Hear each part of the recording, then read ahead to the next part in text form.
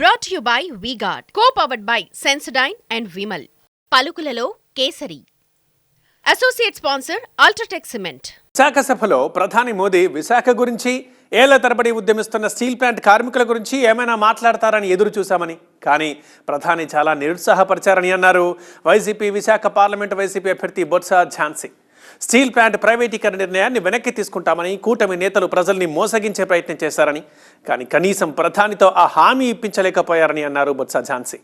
ఎన్నికల ప్రచారంలో భాగంగా ఇంటింటికి తిరుగుతున్న ఝాన్సీ టీవీ9తో మాట్లాడారు. ఈ మాటలు అన్నారు.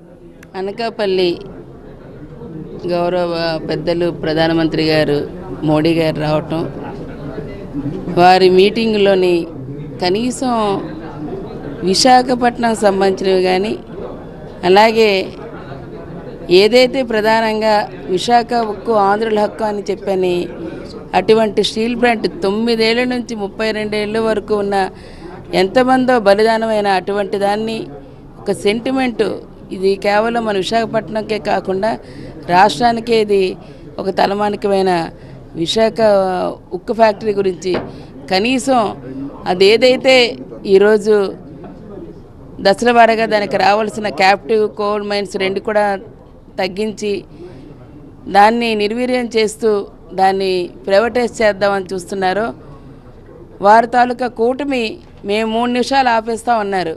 నిజంగా నిన్న ధైర్యం అటువంటి మాటే నిజాయితీ ఉంటే నిన్న ప్రధానమంత్రి గారు వచ్చినప్పుడు ఎందుకు అని చెప్పలేకపోయారు.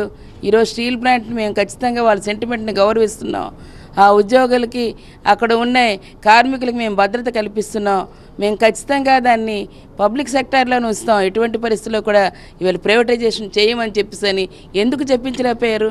ఇప్పుడైనా తెలుసుకోండి. దయచేసి సాక్షాత్ ప్రధానమంత్రి గారు వచ్చినప్పుడే హామీ ఇవ్వలేని వాళ్ళు ఈరోజు కూటమి వారికి కావాల్సింది కుర్చీ తప్పితే ప్రజా అవసరాలు కాదు, ప్రజా సెంటిమెంట్ కాదు, విశాఖపట్నం అభివృద్ధి కాదని చెప్పని ఈ దిశగా మరి ఒక్కసారి వారి ఆలోచనలు ఉన్నాయని కూడా ఈ విధంగా తెలియజేస్తున్నాను. ఈరోజు ఎలక్షన్ కమిషన్ నిర్ణయం తీసుకొని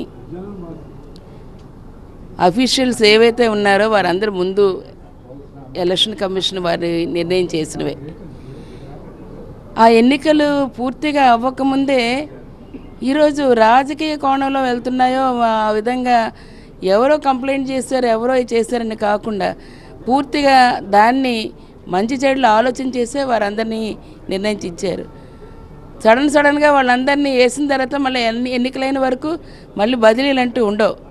కానీ దురదృష్టం ఈరోజు అటువంటిది కాకుండా ఎవరో ప్రేరణ చేస్తే ఈరోజు వారిని బదిలీ చేసే దిశగా వెళ్ళడం అనేది ఈ ప్రజాస్వామ్యంలో చాలా దురదృష్టకరమని నేను భావిస్తున్నాను. Brought to you by V-Guard, co-powered by Sensodyne and Vimal.